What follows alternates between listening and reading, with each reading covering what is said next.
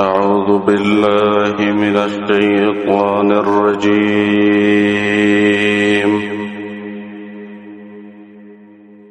بسم الله الرحمن الرحيم. الحمد لله رب العالمين الرحمن الرحيم مالك يوم الدين. إياك نعبد وإياك نستعين. سورة الفاتحة د سورت نمخ کې موږ یو څو خبرې ذکر کړې وې. یو فضائل السوره د سورت فضائل، دویم اسماء السوره د سورت نمونه.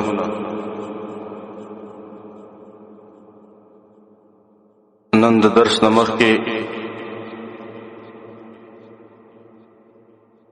یو څو خبرې ذکر کوو چې دا خبرې د سورتونو په فهم کې ضروری دي. که څوک غواړي چې زه سورت باندې پوه شم نو باید د دې خبرو اهتمام وکړي. یو ربط د ماقبل سره د دې سورت څخه تعلق تړون ربط د مخکې سورت سره دی. دغه خبره موضوع دعوه مقصد د سورت. درېمه خبره خلاصه د سورت. اولنۍ خبره ربط د دې سورت د مخکې سورت سره څه ده. او د سورت فاتحه ربط خو د مخکې سورت سره نشته ده، ځکه وجه دا ده د سورت فاتحه نه مخکې بل کوم سورت نشته ده چې موږ د هغې سره ربط او تعلق بیان کړو. بس دې سورت کې ربط ته ضرورت نشته. دویمه خبره مقصد د سورت او موضوع دعوه د سورت. بعض علما ذکر کوي د دې سورت دعوه ده الحمدلله رب العالمین، او بعض علما ذکر کوي د دې سورت دعوه ده التوحید بالادله وباسماء الله الحسنى. دې صورت کې توحید په ادله باندې ذکر کیږي او د الله په اسماء الحسنا باندې په دې صورت کې توحید ذکر کیږي. او دا غوړه موضوع دعوه د دې صورت ده چې توحید په ادله ذکر کوي او د الله په اسماء الحسنا باندې.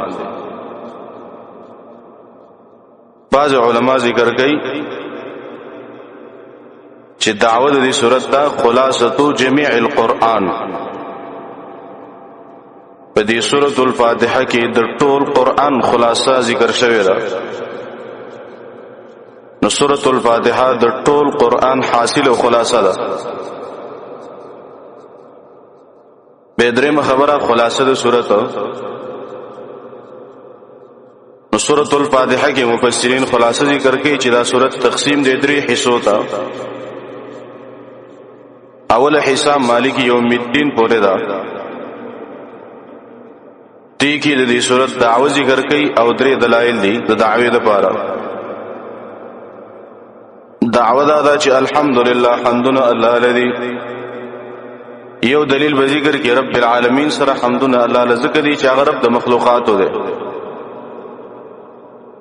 دویم دلیل به ذکر کې الرحمن الرحیم کې الرحمن الرحیم حمدنا الله لولی دي ځکه عام او خاص مهربانه دی.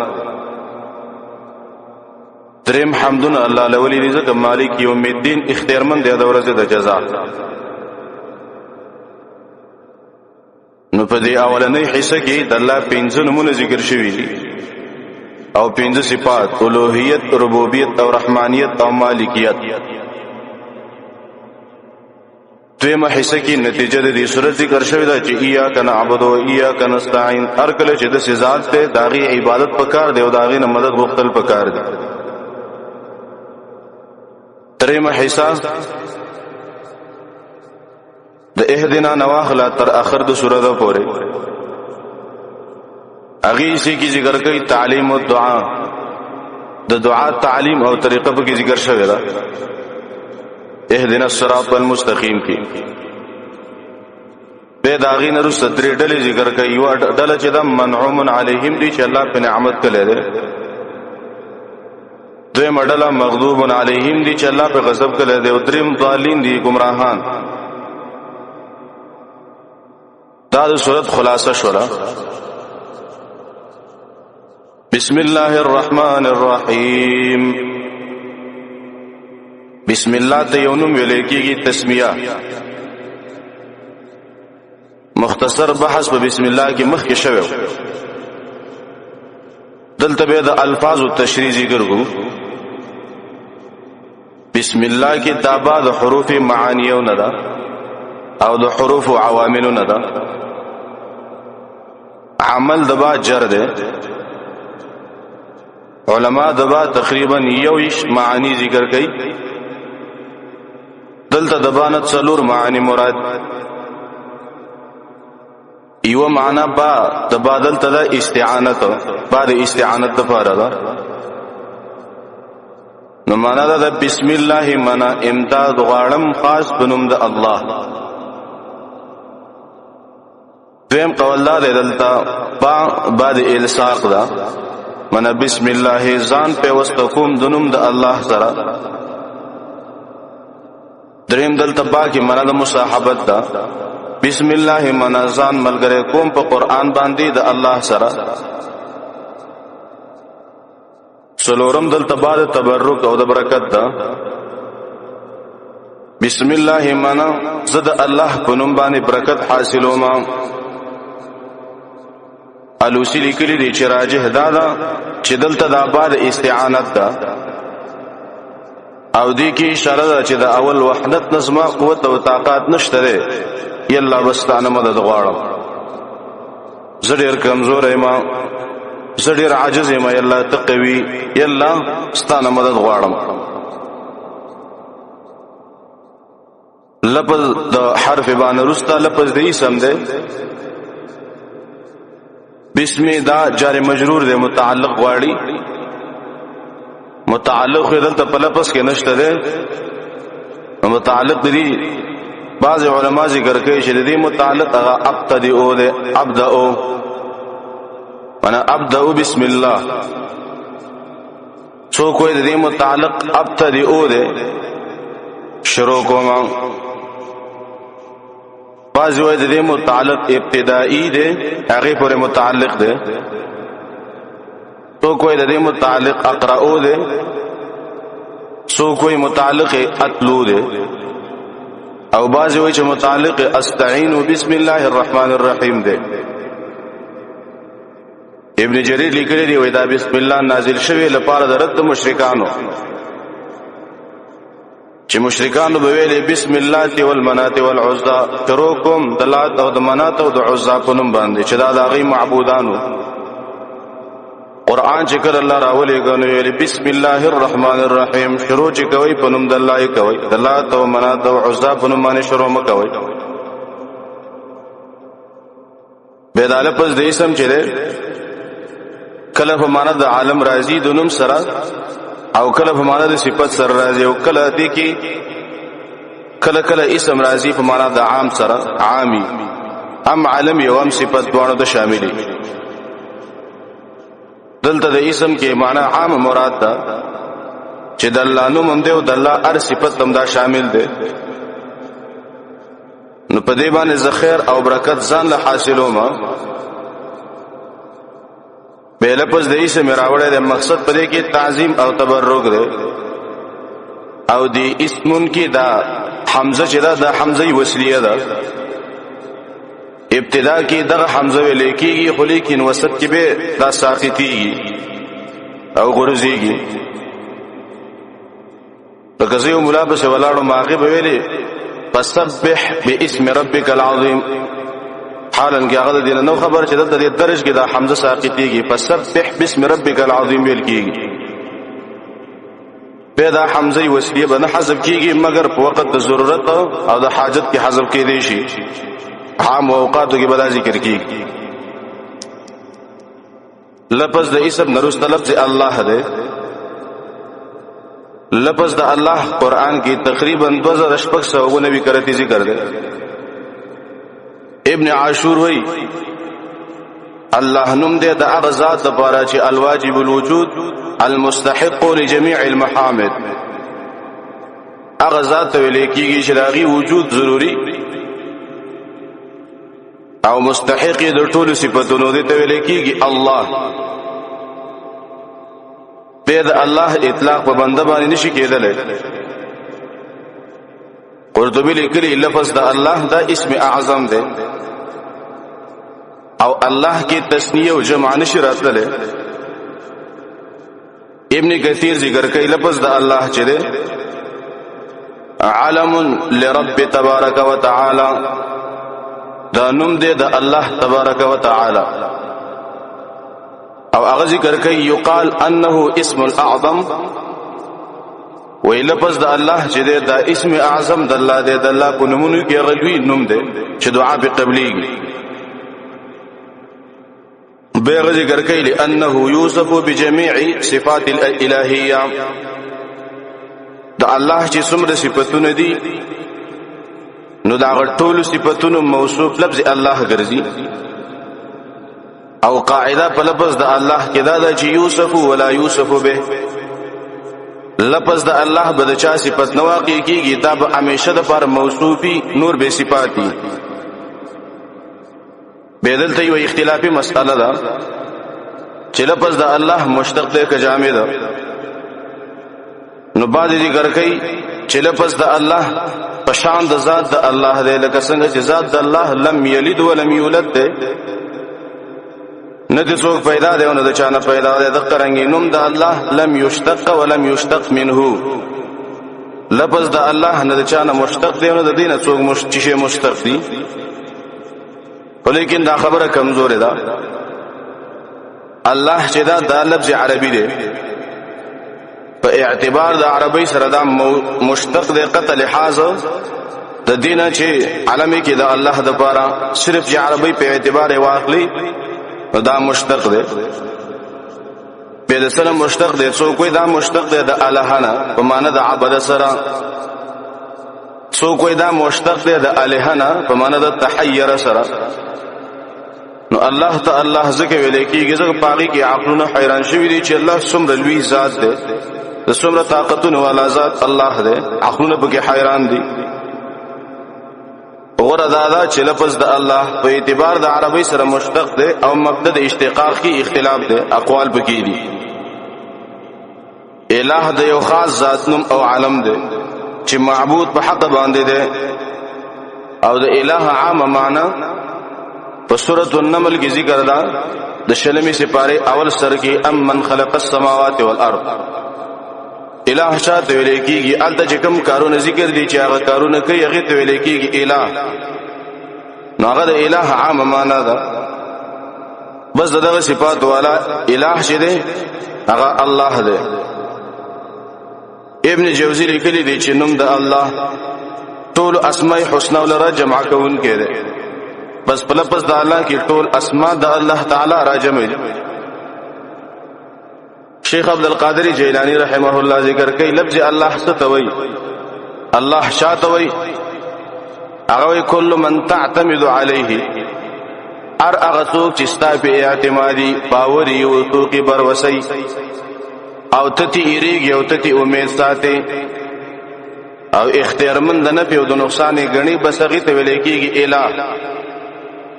نو دا معنا په الله کې دا په الله باندې موږ اعتماد هم کوو هغه نه موږ ایریږو امید هم د ساتو. اختیار د نفع او د ضرر هم د الله سره دی.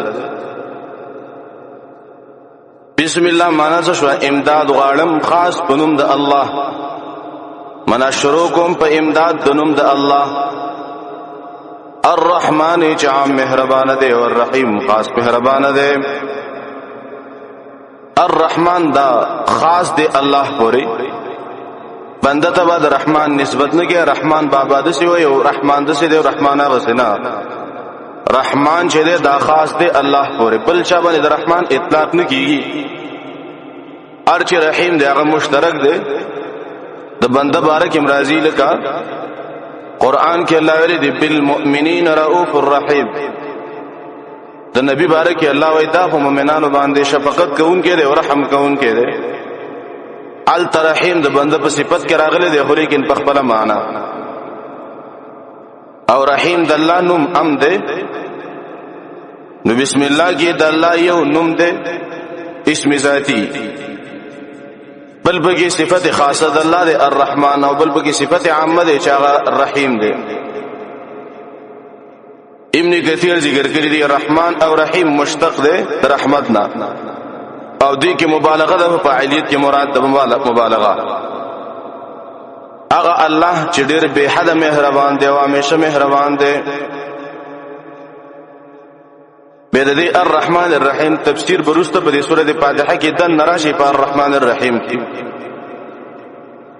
دلته په بسم الله کې دا اسمی مجرور دی د بعد وجنا ورست لفظ الله مجرور دی د اضافت د وجنا رحیمی الرحمن الرحیمی دا مجرور دی د نعت او د تابعیت د وجنا د مجرورات ټول اقسام په بسم الله کې راجمع شوي معنا دا شو بسم الله خاص په امداد د نوم د الله چې عام او خاص مهربان دی زه شروع کوم تلاوت کوم تر شروع کوم یا عام کارونه کوم دا خو تشریح شو د بسم الله اوس په صورت ترا کو شو الحمدلله رب العالمین الحمد دا جمله لفظا خبریه ده او معنا انشائیه ده اصل کې دسه د قولو الحمدلله اے خلقو الحمدلله وی ویا او الحمدلله چې دا دعوه ده رب العالمین د دې لپاره دلیل دی حمد الله صفت دی او د لپس په قران کې درې څلوي خبره راغله ده پنځه سوراتونه په الحمدلله سره شروع شوې دي یو سورته فاتحه ده سورته انعام ده سورته کهف ده او سورته سبا او سورته فاتر دا پنځه سوراتونه په الحمدلله سره شروع شوي دي الحمدلله کې الف لام کم الف لام دی باج علماء ذکر کوي دي کې الف لام استغراقی دي ابن کثیر دل ترجیح ورکړی دا چې دي کې الف لام استغراقی دي معنی دا چې ټول د اولوہیت صفاتونه خاص الله لره دي حدیث کې راغلی دی نبی صلی الله علیه وسلم وای اللهم لك الحمد كله ولك الملك كله وبيدك الخير كله وإليك يرجع الأمر كله یا الله تعالی ټول حمدونه دي یا الله ټول بچی تعالی دا ستا پلاس کې ټول خیر ده ټول کارونو رجع چکیږي واپس تا ته کیږي دلته د حمد نه حمد شرعي مراد ده اگر څوک وي شرعي انسانانو هم د یو بل صفت کوي او حمد بیان نه دلته د حمد د مراد حمد شرعي ده معنا دا چې الف لام استغراقی شي الحمدلله معنا ار یو فرد افراد د حمد نه خاص الله لره ده بعض وی الحمد کی الف لام جنسی دي نو جنس کی ماهیت مرادی به معنا ده الحمدلله جنس ماهیت د حمد الله لپاره ده دریم قول لري چې دلته الحمد کی الف لام عهدی دي دیو جن علماء ذکر کوي الحمدلله کې دلته درې تعمیمات دي او یو پکې تخصیص دي اول تعمیم دا دی الحمدلله معنا ټول حمدنا د اولوہیت دیم تعمیم پکې دا دی د ټولو حمد ویونکو نه دریم تعمیم پکې دا دی پر ټولو زمانو کې یو پکې تخصیص دی چې لله خاص د الله لپاره دی بس معنا دا شو چې لایق د صفاتونو ذات چې داغه لپاره صفاتونه دی وشي هغه یو الله دې داغه صفاتونه پکار دي د نور چا صفاتونه نه دي پکار به حمد دلته مصدر دی د حمدا يحمد حمدن ابن فارس وی حمد ولیکيږي خلاف الضم ته د بدی خلاف ته حمد وای. فارسی کې د حمد نه تعبیر کیږي ستودن، عربی کې د تعبیر کیږي هو الثناء الجمیل، خصفتونه په خیسته طریقه باندې. پښتو کې د حمد معنا دا صفت کول. حمد په اصطلاح کې څه ته وایي؟ امام جرجانی وایي حمد ویل کېږي هو الثناء علی الجمیل من جهة التعظیم من نعمت وغیرها. د یو چا صفت کول چې داغه عزت د مقصدی کته باندې نعمت کړي یو کني کړي بس ته داغي صفاتونه کې اور چې شکر دې شکر هو په مقابل د نعمت کې حمد به عام ده. ابن القیم رحمه الله ذکر کوي حمد ستوي وي اخبار عن محاسن المحمود مع حبه واجلاله وتعظيمه. حمد عبارت ده د صفاتونو د هغه چانه چې داغه صفت کیږي یو باور سره ستامینه دیم داغي لوی بس تا پزلو ذهن کی دریم داغي تعظیم بس تا پزل کی بس دې ته ویل کېږي حمد. امام راغب رحمه الله ذکر کړي مفردات القرآن کې حمد ستوي هو الثناء بالفضيله. د یو چا صفت کول چې داغي فضائل بیانې نو دې ته ویل کېږي حمد. حمد په اصطلاح د شریعت کې څه ته ویل کېږي؟ نو حمد ویل کېږي په اصطلاح د شریعت کې د الله ثنا او د الله صفاتونه داغه په اسماء او صفاتونو باندې کول. هغه صفات چې الله قرآن کې ذکر کړي یا ول نبی صلی الله علیه وسلم په حدیثو کې ذکر کړي عقیدتن او قولا او عملا. ابن عباس معنا د حمد څه کوي وی الالوهیه والوحدانیه والشکر له. د الله الوهیت او وحدانیت او د الله شکر ته حمد ویل کېږي. بس د الله د الوهیت عقیده ولرا د الله د وحدانیت عقیده ولرا اغل شکر وباسه بزیده ویل کېږي حمد. به صفات د الوهیت دا په دوه قسم دي. یو صفات د الله د شری چې الله متصرف دی مدبر دی چې دې ته د قدرت صفات وایي. دویم قسم هغه د صفات دي من لکه الله عالم دی نو دغه صفات خالص د الله لپاره دي. به یو حمد دی یو شکر دی او بل مدح ده. نو ارچ حمد دی دا عام دی، ارچ شکر دی هغه په مقابله د نعمت کی. مدح هغه کی ذی روح او غیر ذی روح عامی د ټولو لپاره هغه راځي. نو الحمد ویل ځکه د مقام کې حمد دی کېده ځکه الحمد ویل او نور کلمات یې ونه ویل. دلته موږ یو عنوان ذکر کوو فضائل الحمد، د حمد فضائل. کله چې یو سړی د حمد او د الحمدلله فضائل واوري به بصیرت انده عمل کوي بل کار باندې کوي. حدیث د ابو هريره رضی الله عنه کې راغلی دی دا وی نبی صلی الله علیه وسلم ویلي دی کله چې بنده وی الحمدلله نو الله وی صدق عبدي ازما بنده رښتې ویلي والحمد لله او د حمدون ازما د پاره دي د حمدون لایق زما. امام ترمذی رحمه الله دا روایت ذکر کړل. دا انس رضی الله عنه روایت ده چې ان الله لا يرضى عن العبد ان ياكل الاكلا.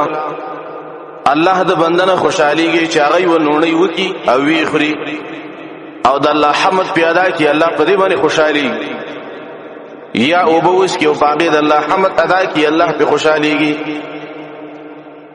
د دې مقصد دا نه چې د ډوړې اخرت ته الحمدلله وینا بلکې ارنونه چې د کوله الحمدلله دی ویل بس الله رب العالمین ته ناراضي کیږي. امام مسلم رحمه الله دا روایت راوړ.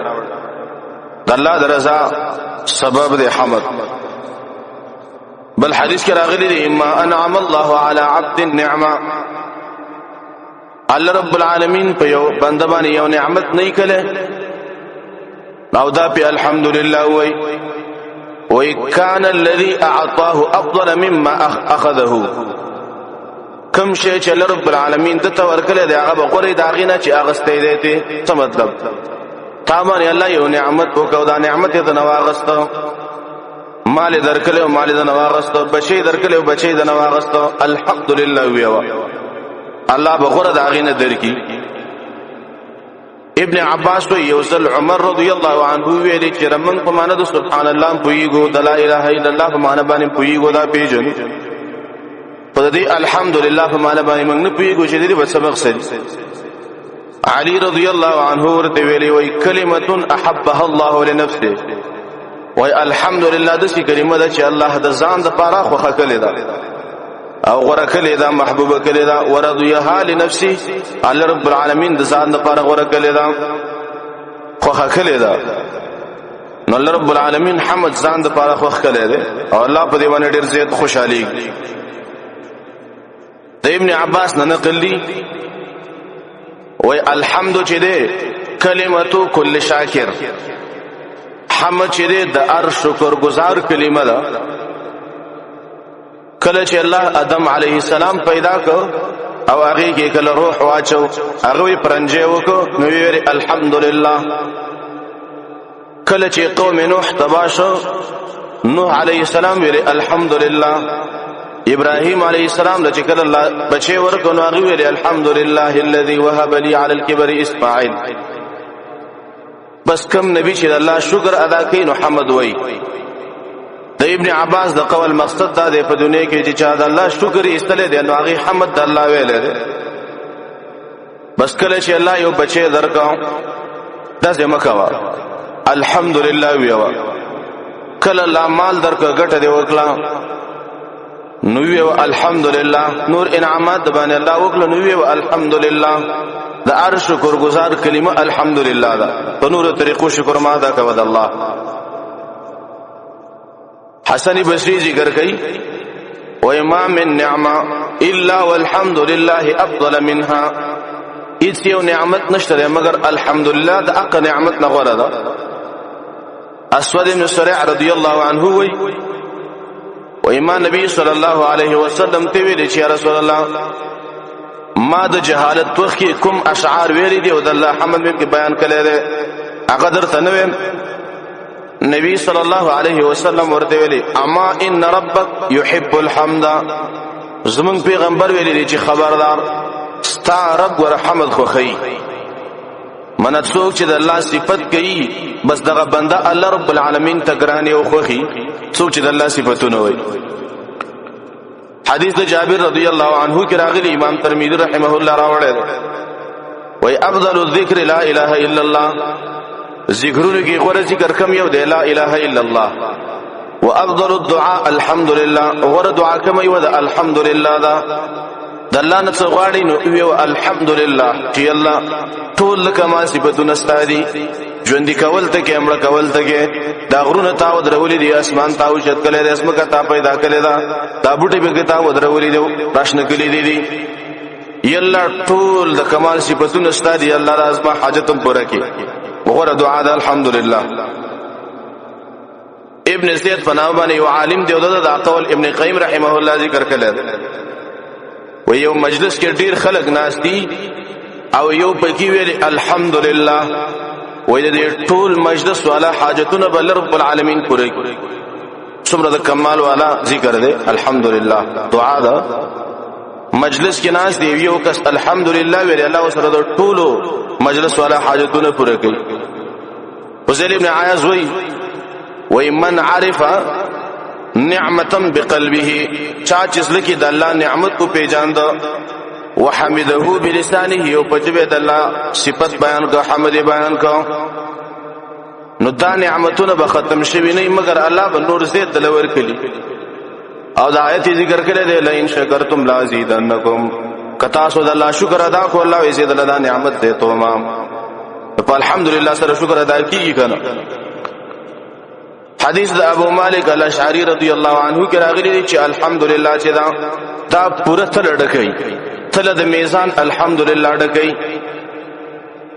بل روایت کې دی چې د نعمت په مقابل کې دی الحمدلله ویل نو الله بشل نیکی درکې.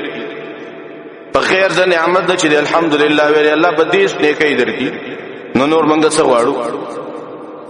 بل روایت کې راغلی دی چې څوک د ورځې سل کرتی الحمدلله وای نو الله به دومره اجر دی انسان لور کې لکه سل او خان بار کړی شي د د الله پر رضا کې په مجاهدینو باندې صدقه کړي سل اوخان بار کړی شوی صرف الحمدلله ویلو باندې سل غرتی دی ویلي د سیدل غسل اوخان بار کړی شوی ته د الله په لار کې صدقه کړي په مجاهدینو باندې بکر ابن عبد الله المزنی وای ما یو حمال ولید یو بارون کې مې ولید چې هغه بارون وړل کله چې به دا بار پشاکو نو به ویل پټ کې به ویل یو به ویل الحمدلله او بل به ویل استغفر الله چې کله وای دا مازیګر د چټي وکړو دا ته نو ما ورته ویل چې لکه نور څه دي نه دي چې صرف دا پټ کې وی یو الحمدلله او بل استغفر الله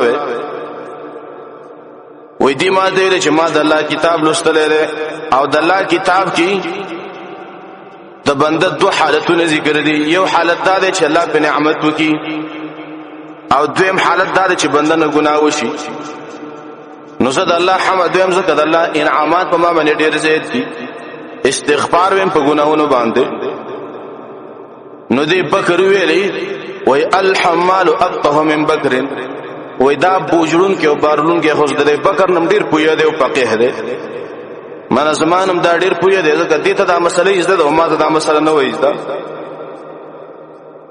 حدیث د انس رضی الله عنه کې راغلی دی وما شيء احب الى الله من الحمد اېڅ یو شی الله رب العالمین تخوخ نشته دی مگر د حمد نه اېڅ شی الله تخوخ نه دی مگر حمد او صفت الله رب العالمین تر ډېر زیات خوښ دی چې څوک د الله صفات بیانوي د الله صفاتونه کوي بیهقی دا حدیث راوړی شعب الایمان کی بس اخر بداوی دا حمد شه دې ډیر د لوی شان والا دعا ده ولی بدلوی شان والا نه ځکه الله په قران شروع کړل دی الحمدلله چې قران په یو لفظ باندې شروع کیږي په دلګي دا لفظ د ډیرو کمالاتو نډکی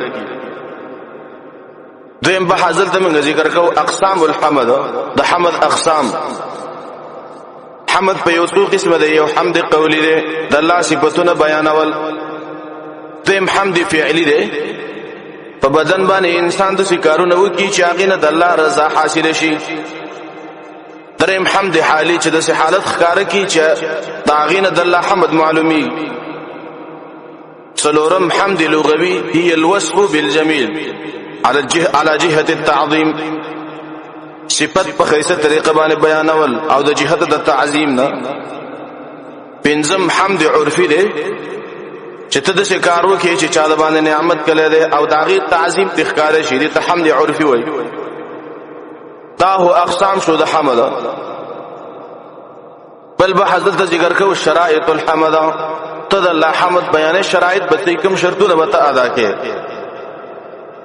یو شرط د حمد دا دی اذا اعطاك الله نعمه تعرف من اعطاك کله چې الله پتا باندې یو نعمت کو نو ته به پیژنې چې دا نعمت پتا باندې چا کړی دی الله کړی دی نو الله به پیژنې دویم ان ترضى بما اعطاك څه چې الله رب العالمین درکړي دی باغی به ترازی شي دا د حمد شرط دی او دریم شرط دا دی ولا تعصيه ما دام قوه في جسدك الله د باندې یو نعمت کو ترسو پورې جستا په بدن کې طاقت وو ته په دغه طاقت باندې د الله نه فرمانی نه کې دې ته ویل کېږي شرایط د حمد او د شرایط امام مسلم رحمه الله ذکر کړی دي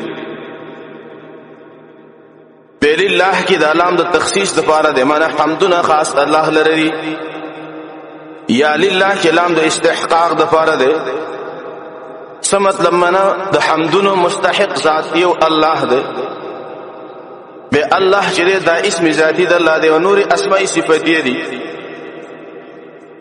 الحمدلله دلته الحمد مبتدا او معرفه ده او لله دم خبر دی او معرفه ده او دا قانون دی تعریف د جزئین او چې کله دوه جزونه معرفي يفيد الحصر والاختصاص پدې کې حصر او اختصاص مقصدی معنا حمدون مستحق ذات خاص الله دی یو ذات در حمد نری چې هغه ذات زمونږ رب دی الله الحمدلله منا ټول د کمال صفاتنا لله خاص الله لري رب العالمین دا رب العالمین صفت دی د الله او دا اولنې دلیل په دعوه باندې حمدونه دي الله لپاره ځکه تربیت د مخلوق کله ده او دا قاعده علما ذکر کوي چې جمله موصوف شي په صفت باندې نو دا صفت علت او دلیل دغه مخکنی جمله ده پاره نو رب العالمین جمله دا او صفت ده د الله لپاره پیدا رب العالمین دلیل عقلی دی ځکه ار سلیم الفطرت والا د دې قائل دی چې دې ټول مخلوق تربیت غره خالص الله رب العالمین کله دې بل څوک تربیت نشي کولای رب العالمین کی دا رب یا صيغه د مصدر دا یا صيغه د اسم فاعل دا یا صيغه د صفت مشبہ دا تا مشتق د تربیت دا تربیت ویل کیږي راغب سوی وای وا اصل الرب رب کی اصلی معنی د تربیت دا تربیت وایسته توي وهي انشاء الشيء حالا فحالا الى حد تمام یو شی وقت په وقت باندې او تدریجن دمه په دمه باندې حد تمام او پرواله تر رسول دي ته ویل کیږي تربیت لکه ماشوم د مور نه پیدا شي نو دا د ستر ډاری کې نه شي دا د ځواني او یاد خبرې شي کوله عقل دی پوری نه بلکې ارث خامي عقل ام خامي وجود ام خامي ورو الله رب العالمین په طرف د کمال باندې روان په طرف د پرواله روان دي ته ویل کیږي تربیت بیزاوی رحمه الله ذکر کوي تربیت څه ته وایي تبلیغ الشیء الى کماله شیئا فشیئا یو شی کمال تر رسول درجه په درجه وخت په وخت باندې دي ته ویل کیږي تربیت لکه مثال تیغ راوخته نو دا هډاری کې رسینه شي غټونه دینا اول وړو کې تیغي به غټيږي کله چې کمال تر رسینو دسه یو دم نه رسیږي بلکې وخت په وخت الله کمال تر رسي دا کار څوک کوي د الله کوي الله د ار بوټي نه خبر دی د هر انسان نه خبر دی د ار یو تیس نه خبر دی چې دا غیر تربیت وخت په وخت باندې کوي تربیت به په دوه قسمه دی یو تربیت دنیوي دی تربیت دنیوي دا مطلب معنا یو ماشوم دی الله پیدا کاو نو دا غي د پرده چې پاک خوراک نو په دنیا کې چې هغه دی وخري ځکه دې خوراکونو کې اکثره جراثیم خاص کردام بس نه شو دا چې ماشوم لور کې بده ونده خرابيږي الله رب العالمین ولا د مور په دې سينو کې پاک شو د پیدا کړ پاک خوراک هغه دې بچی ته ور کولې کېږي نو اول چې پیدا ش الله له د پاک دعام تنظیم وکړو داغي نورست الله رب العالمین چې دا پیدا کوو نو الله رب العالمین دې پر دو مزدوران مقرر کړ یو مور او پلار یو برانه خدمت کوي بار ګرځي را ګرځي مزدوري کوي دیړې وغیرہ مور کورنه خدمت کوي دنه داغي پاکول او داغي پرورش کول دغه رنګ غیر طعام ور کول دا دو مزدوران ته چا مقرر کړی دي الله داغي نرشد به دراغړ شي ځوان شي خاون شي پلار شي نیکشي دا څوک دا الله کوي دا یو تربیت دنیوي دی دویم د انسان تربیت دینی دی چې انسان له رب العالمین تربیت کوي د توحید په عقیده باندې په قران او په حدیث باندې دغرنګي په فقہ باندې عالم شي داعی شي خلکو د دین رسید دین یو خادم ته الله جوړ کی دا ټول ربوبیت د ربوبیت تو کوي د الله رب العالمین کوي به درب تعریف په سورۃ الشعراء 28 آیت کې ذکر دی چې موسی علیه السلام درب تعریف ذکر کړی دی فرعون ورته ویل ما رب العالمین رب العالمین څوک دی وای موسی علیہ السلام ته درب معنی ذکر کړي چې رب دا کارونه کوي ته براش لفظ د قران په قران کې لفظ د تربیت او د ربوبیت او درب قران کې 928 کرتی ذکر دی رب دا یو اسم دی د اسماء الحسنا او د الله نه قاعده په کې دا چې کله اضافت نه شوي نو په اتفاق سره په غیر الله باندې به اطلاق نه کیږي کله چې اضافت وشي نو به اطلاق کېدی شي په بل چا باندې امام شوکانی رحمه الله ذکر کړی دی وای الرب اسم من اسماء الله تعالی رب چې نوم دی د الله د اسماءونه د الله د نومونو نه یو نوم دی ولا يقال في غيره الا بالاضافه فبل چا باندې د رب اطلاق نه کیږي چې اطلاق کیږي په اضافه سره به اطلاق کیږي لکه رب الدار رب د کور مالک د کور ابن عباس نے نقل لی شرف دا اللہ اسم اعظم دے دی په ذریعہ باندې الله دعاګانې قبلې لکه ما من دعا ایسی و دعا نشته چې په لفظ د ربنا باندې وغوښتل شي چې ربنا هي ازمن ربا دا کار را لوکي الا وقد استجيب مگر دا دعا ال رب العالمین خامخا قبلی چې پر ربنا باندې وغوښتل شي. په قرآن کې د رب معناګانې مختلفې دي. کله رب راضي په معنا د سید سره، کله رب راضي په معنا د مصلح او د خیرخوا سره، کله رب راضي په معنا د مالک سره، کله رب راضي په معنا د اختیارمند د حکم سره، کله رب راضي په معنا د معبود سره، او کله رب راضي په معنا د جمع کوونکی سره. لکه عربوی فلان یرب الناس معنا پلانې چې د خلق را جمع کوي. کله رب راضي په معنا د مدبر، کله رب راضي په معنا د صاحب او د ملګری. دل طرف کې معنا کوم معنا مراد د معنا معبود یا مدبر، دلته مراد د رب نه دغه معنا. به رب مضاف دی، العالمین مضاف الیه دا. العالمین جمع د عالم دا. دې کې دوه قول دي، بعض علما ذکر کوي العالمین دا اسم جمع دا، مفرد من لفظه نشته ده. او بعض علما ذکر کوي چې العالمین دا اسم جنس ده. یو دوا درې دا په دې کې یو شان دي. عالم ار اغشی ته ویل کېږي چې داغه په وجه باندې بل معلومي. عالم په معنا د علامه سره راځي. فعرف کې عالم ویل کېږي کل ما سوا الله، ذلان ما سوا چې ارض دې په دنیا کې او په آخرت کې بس دې ته ویل کېږي عالم. چې ذلان ما سوي کل ما سوا الله. به عالم څوک دې قطاده وي چې دا عالم جمع دا د الله نه ما سوا چې څه شی دي او موجود دي ته عالمین وي. تفسیرین مفصل وي دا ار زماني خلق ته عالمین وي. ابن عباس وي عالمین ملائکه انسانانو جناتو ته ویل کېږي. زجاج وي ار هغه شی چې د الله دنیا یا آخرت کې پیدا کړی، الله رب العالمین دنیا کې پیدا کړی یا آخرت کې ته ویل کېږي عالمین. عالمین کې به حیوانات هم داخل دي، څاروي وغیرہ دا ټول په کې داخل دي. ځکه عالمین چې دا جمع تغلیبی ده. ابن عباس تول دا دی چې رب العالمین سمانه دا وی الہ الخلق كله السماوات كلهن ومن فيهن والارضون كلهن ومن فيهن ومن بينهن مما يعلم ومما لا يعلم. رب العالمین چاته ویل کېږي چې د ټول مخلوق الہی کپاسمانونو کې داغیم الله الہی او دغه رنګ پزماګه کې او داغي پاغي کې چې کوم دي پمنس کې یا پاغي کې کچیر تخکارې او کخکارا نه بس داغي رب چې ده هغه ته ویل کېږي رب العالمین. داغي الہ ته رب العالمین. ابو العالی رحمه الله ذکر کوي وي په دنیا کې الله رب العالمین اتل زره مخلوق پیدا کړل دي. دویم قول لري په دنیا کې څور لزره مخلوق پیدا دي.